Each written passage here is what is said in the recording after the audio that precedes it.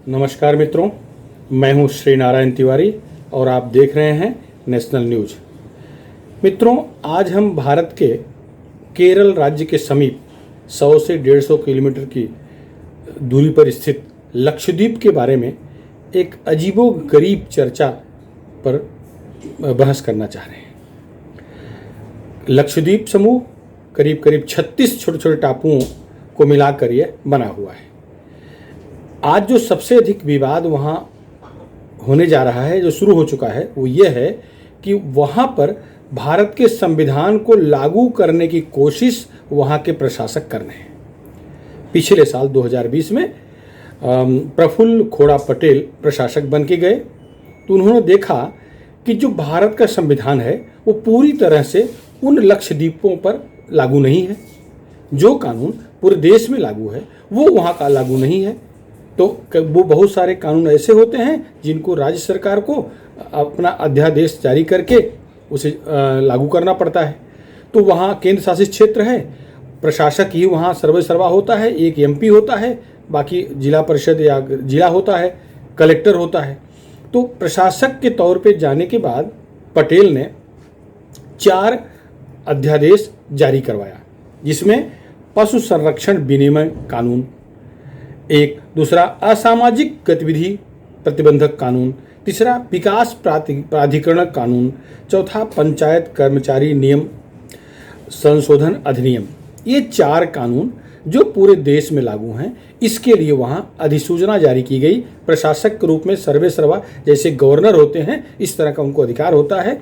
वहाँ एक कलेक्टर बैठता है। इस समय मौजूदा कलेक्टर वहाँ असगर अली हैं, जो एक विद्वान IAS अफसर हैं और वो व्यवहारिक हैं, प्रैक्टिकल हैं। तो और लक्षद्वीप की आबादी कुछ ऐसी है कि वहाँ करीब करीब 80% आबादी मुसलमानों की है। मुसलमानों की आबादी है, ये अलग बात है, लेकिन वो गैर मुस्लिमों को वहाँ रहने लायक मानते ही नहीं। ये सबसे गंभीर समस्या है। आपकी जानकारी के लिए कि 11 साल पहले तत्कालीन केंद्र सरकार ने वहाँ के प्रशासक को कहा था कि प्रशासक भवन के आसपास महात्मा गांधी की एक प्रतिमा लगाई जाए, महात्मा गांधी का पुतला लगाया जाए। पुतला दिल्ली से बन के वहाँ गया, केरल से शिप में लाद करके लक्षद्वीप भेजा गया, प्रशासक मुख्यालय के पास भेजा गया। वहाँ इस तरह से विरोध शुरू हो गया, वहाँ के सारे मुसलमान एकत्रित होकर के इस तरह के विरोध करने लगे कि पुतला वैसे के वैसे जहाज में डाल के वापस भेजना पड़ा। 11 साल हो गया, केरल और लक्षद्वीप के बीच पुतला इधर से उधर हिल रहा है, लग नहीं पाया।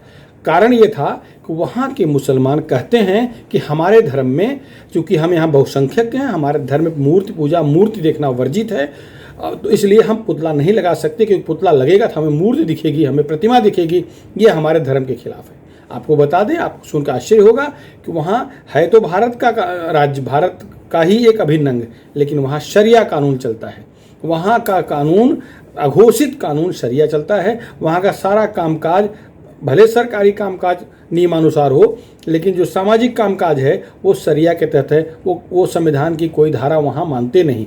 क्योंकि जैसे देखिए, जैसे असामाजिक तत्व गतिविधि कानून लागू किया गया, इसमें तो पुलिस को एक अधिकार है कि अगर उन्हें कहीं से कुछ विद्रोह, कहीं से कुछ गलत गतिविधि हो रही है, आतंकवादी कार्रवाई समझ में आती है या सूचना मिलती है, तो किसी भी बदमाश को पकड़ के 1 साल तक जेल में डाल सकते हैं। बहुत कानूनी कार्रवाई करने की आवश्यकता नहीं। जैसे महाराष्ट्र में मकोका है, हर राज्य में अपने अपने कानून हैं, वैसे वो कानून वहाँ लागू करना चाहा वो। पूरे देश में कानून है, कोई नया कानून नहीं था, लेकिन वहाँ उसको अध्यादेश के रूप में निर्गमित नहीं किया गया था, इसलिए वो निर्गमन करने काम प्रशासक पटेल ने किया। इसके बाद वहाँ जो पॉलिटिकल पार्टियां हैं, खास तौर से वहाँ का सांसद जो है वो राष्ट्रवादी कांग्रेस पार्टी का सांसद है, मोहम्मद फैजल नाम के सांसद महोदय, इसको लेकर के मुसलमानों की अस्मिता का सवाल बना दिए। उनका कहना है कि ये कानून उनके खिलाफ है, गुंडा एक्ट लागू करना मुसलमानों के खिलाफ है, ऐसा मान बैठे। और इसको लेकर के कुछ लोग केरल हाई कोर्ट चले गए, क्योंकि वहाँ का अपना हाई कोर्ट तो है नहीं, वो केरल हाई कोर्ट के अधीन आता है। केरल हाई कोर्ट में जाकर के इन चारों कानूनों पर प्रतिबंध लगाने की मांग की गई, लेकिन केरल हाई कोर्ट ने प्रतिबंध नहीं लगाया। उन्होंने केंद्र सरकार को नोटिस जारी किया कि 2 हफ्ते में अपना पक्ष रखें। 2 दिन पहले का मामला है। केरल हाईकोर्ट ने केंद्र सरकार को पक्ष रखने के लिए कह दिया है, लेकिन कुछ भी स्टे नहीं दिया है। जो अध्यादेश राज्य सरकार अर्थात कि वहाँ का प्रशासक जारी किया है वो चालू है। देखिए, इनको 2 बातों पर ज़्यादा आपत्ति है। एक तो असामाजिक तत्व जो गतिविधि कानून आया गया, जिसमें गुंडा एक्ट लगा दिया गया है, किसी भी अपराधी को पकड़ के पुलिस बंद कर सकती है। दूसरा, इनको पशु संरक्षण जो विनियमन कानून लाया गया है उससे बड़ी आपत्ति है। पूरे देश में गो हत्या बंदी है। भारत के किसी भी राज्य में गो हत्या नहीं की जा सकती, कानून अपराध है। लेकिन वहाँ वो लोग चाहते हैं कि ये कानून न लगे, वो उनकी मर्जी, क्योंकि कहते हैं वो 80% हैं तो हमारा कानून होगा, जबकि प्रशासक ने उस कानून को जारी कर दिया है। अब नियमानुसार वो तो कानून लागू हो गया है। गोहत्या तो हो ही नहीं सकती, अगर पहले भी शायद नहीं होती रही होगी, लेकिन अगर होती रही होगी तो अब कानून अपराध हो गया है। उनको वो सज़ा मिलेगी जो इस कानून के तहत सज़ा का प्राविधान है। दूसरा, उस राज्य को, उस 36 द्वीपों को, 36 द्वीप समूहों को विकसित करके पर्यटन के लायक बनाने की योजना वहाँ के प्रशासक ने तैयार किया है। क्योंकि देखिए, ये 36 द्वीप ऐसे हैं जिनमें एक द्वीप तो लगभग जलमग्न हो गया है। 35 द्वीप ऐसे हैं कि चारों तरफ से ऐसे घिरे हुए हैं कि वहाँ पर बीच में समुंदर का पानी उतना उफान नहीं मारता जितना बाहर मार रहा है। तो समुंदर वहाँ पर बोटिंग का बढ़िया प्रबंध किया जा सकता है। मॉरिशस जैसा माहौल तैयार किया जा सकता है कि विशुद्ध रूप से वहाँ पर हरियाली है, बहुत अच्छी हरियाली है। समुद्र का पानी अंदर का भाग जो है, द्वीपों के बीच का भाग जो है वो शांत रहता है। वहाँ नौका विहार की व्यवस्था हो सकती है।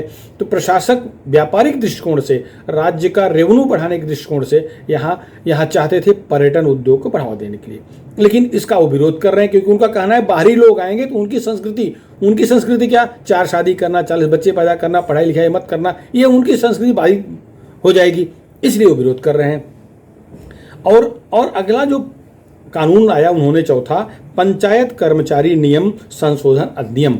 इसके तहत जैसे पूरे देश में जिनके पास 2 बच्चे हैं, 2 बच्चों से ज़्यादा बच्चे हैं, वो सरकारी कर्मचारी नहीं बन सकते, वो ग्राम सभा, जिला परिषद, पंचायत का चुनाव नहीं, नगर पालिका चुनाव नहीं लड़ सकते। ये कानून पूरे देश में है, सारी राज्य सरकारों ने लागू किया है, वहाँ भी लागू कर दिया गया है।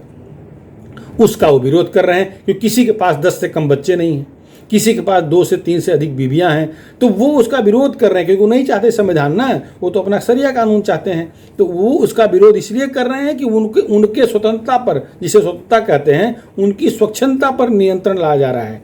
और अगर भारत में है, वो भारत का अंग है, तो वहाँ तो कानून भारत का ही रहेगा, संविधान का ही कानून चलेगा। अब आपको एक जानकारी दे दें कि वो लक्षद्वीप कैसे हमारे भारत का अंग बना। देखिए, आदिकाल में, रामायण काल में, द्वापर काल में भी लक्षद्वीप का उल्लेख मिलता है। पांडवों को एक बार वहां जाकर के छुपने का भी संदर्भ महाभारत में है। और जिस समय संजीवनी बूटी लाने प्रभु हनुमान जी जा रहे थे, उस दौरान भी लक्षद्वीप का समूह वाल्मीकि रामायण में उद्धृत है। तो ये आज का लक्षद्वीप नहीं है, तब तो लाख द्वीप हुआ करते थे। लाखों छोटे छोटे द्वीप को, समूह को लक्षद्वीप समूह तब माना जाता था। अभी भी वहाँ 36 थे, एक डूब गया, 35 तो है ही हैं। अब इसका इतिहास देख लीजिए। पहले ये छोटे छोटे कई राजा वहाँ राज करते थे, राजा कहिए, सरदार कहिए, टोली नायक कहिए। बीच में यहाँ पर टीपू सुल्तान का भी राज था, टीपू सुल्तान का भी वहाँ राज था। जब भारत आज़ाद हुआ है तो भारत पाकिस्तान विभाजन हुआ।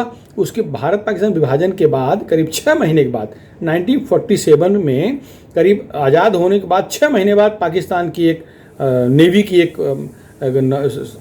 नौका या युद्ध नौका आके पहुंच गई नज़दीक, और वो इस लक्षद्वीप को कब्जा करने का प्रयास किया। जैसे ही भारत सरकार को खबर लगी कि वहाँ पाकिस्तानी शिप आ रही है, वारशिप आ रही है, भारत के तत्कालीन गृह मंत्री ने तुरंत वहाँ के छोटे छोटे राजाओं के जो वंशज थे, जो अपने को राजा मानते थे, उन्हें संदेश दिया कि अपनी पुलिस, अपनी सेना भेज करके उनका मुकाबला करो, नहीं तुम्हें कब्जा कर लेंगे। तब तक उनको आधिकारिक तौर पे भारत का हिस्सा नहीं बनाया गया था, जबकि था भारत का हिस्सा ही, क्योंकि लेकिन आधिकारिक तक उस समय तक जो हस्ताक्षर हो रहे थे राजाओं के बीच में, इन राजाओं का हस्ताक्षर नहीं हुआ था। छोटे छोटे ग्राम प्रधान जैसे राजा समझ लीजिए, ये लोग आए पटेल जी को बोले भाई मेरे पास तो छोटी छोटी पुलिस है 10, 20, 50, 100, 200 की, हम क्या मुकाबला करेंगे पाकिस्तानी सेना से, आप कुछ करिए। पटेल जी ने तुरंत इनको बुलाया, ट्रीटी साइन करा लिया कि अब भारत का हिस्सा हम हैं, हमारी रक्षा की जिम्मेदारी भारत सरकार की है। जब ये हो गया, पाकिस्तानी आर्मी को तब तक ये नहीं पता था कि पटेल जी ने क्या गेम कर दिया। इसके तुरंत बाद यहाँ हमारी नौसेना और हमारी वायुसेना पहुँच गई। अब वहाँ पहुँच गई वहाँ, और जब उनको लगा वहाँ कावारत्ती करके एयरपोर्ट है, जब हमारी सेना वहाँ पहुँची उनको लगा कि तो भारत की सेना आ गई है, वो दुम दबा के भाग लिए, क्योंकि 1 घंटे भी वो हमारे मुकाबला नहीं कर सकते थे। तब से ये हमारा अभिन्न अंग है। अभिन्न अंग तो पहले भी था, टीपू सुल्तान कब्जा ही था, छोटे छोटे राजा पहले से उन पर राज कर रहे थे, लेकिन मुस्लिम बहुल आबादी होने के कारण पाकिस्तान एक चाल चला था कि इसे हम अपना मान लें। ये तो इतिहास का अंग हो गया। आज की स्थिति यह है कि वहाँ दूसरे कोई लोग जो गैर मुस्लिम अभी भी 20% गैर मुस्लिम हैं, लेकिन और कोई जाके रहना चाहता है तो उसके साथ ऐसा माहौल बनाया जाता है कि छोड़ के भाग जाए, लोग हट जाते हैं। कोई भी गैर मुस्लिम व्यापारी वहाँ नहीं है, और उनके यहाँ दिन रात 24 घंटा कोरोना हो कुछ हो कुछ नहीं मानते। दुकानें बंद होती हैं, जो छोटी मोटी दुकानें हैं उनका मुख्य व्यवसाय मछली मारना, मछली पकड़ना और नारियल की खेती करना, और कुछ वहाँ होता नहीं है। लेकिन वो संपन्न है और उसी मत्स्य उद्योग से, पशुपालन से वो अपना आजीविका चलाते हैं। उन्हें बहुत कुछ बाहर के हिस्से से संबंध में रखना पसंद नहीं है। अब जो ये केरल हाई कोर्ट ने मना कर दिया, क्योंकि केरल हाई कोर्ट तो वही करेगा जो संविधान कहेगा, संविधान के तहत जो होगा। अब स्थिति यह है वहाँ की कि राहुल गांधी जी कूद पड़े हैं। केरल के वहाँ के जो लक्षद्वीप के सांसद हैं मोहम्मद फैजल, उन्होंने शरद पवार को, उन्होंने प्रधानमंत्री जी को, उन राष्ट्रपति को पत्र लिखा कि जो एक कानून लाए हैं वहाँ के प्रशासक महोदय गलत काम कर रहे हैं, उन्हें तत्काल वापस बुलाओ, दूसरा प्रशासक भेजो। अब ये चाहे जिसे कहेंगे वो प्रशासक आएगा। जनता वहाँ विद्रोह कर रही है, ऐसा उनका कहना है। और प्रशासक टाइट हैं, वो संविधान के तहत काम करना चाहते हैं, वो कोई भी कंप्रोमाइज़ करने को तैयार नहीं है। अब इसमें राहुल गांधी कूद पड़े हैं। राहुल गांधी ने ट्वीट करना शुरू कर दिया है। वो कह रहे हैं कि प्रशासक वापस भेजो और उनके खान पान पर कंट्रोल मत करो। अरे राहुल गांधी जी, मानता हूँ आप फिरोज खान के पोते हो, लेकिन भारत में गोवंश गोहत्या कानून, गोहत्या पर रोक है, तो आप वहाँ क्या चाहते हो? आप वहाँ चाहते हो गायों की हत्या की जाए? आप किस मुंह से उत्तर प्रदेश में घूमने जाओगे? किस मुंह से जनेऊधारी साधु, जनेऊधारी पंडित, वो भी ब्राह्मण बन घूमते हो कोट के ऊपर जनेऊ पहन करके, और गायों की हत्या कराने की बात करते हो? अब इनको विरोध ये है, इनको चिंता और कुछ नहीं है। वहाँ के 20% लोग चिंता नहीं है। होना ये चाहिए था कि अल्पसंख्यक जो है उनके पक्ष में खड़े होते, लेकिन ये बहुसंख्यक केवल मुस्लिम तुष्टिकरण के लिए शरद पवार जी और राहुल गांधी कूद पड़े हैं। जो भी होगा, खैर संविधान से बाहर कुछ होने वाला नहीं है। इनके कूदने न कूदने कोई फायदा नहीं है। ठीक है, ईकेएमपी वहाँ उनका है, अपना विरोध करेगा, लेकिन अंतिम परिणाम तो कोर्ट तो नियमानुसार ही फैसला सुनाने वाला है।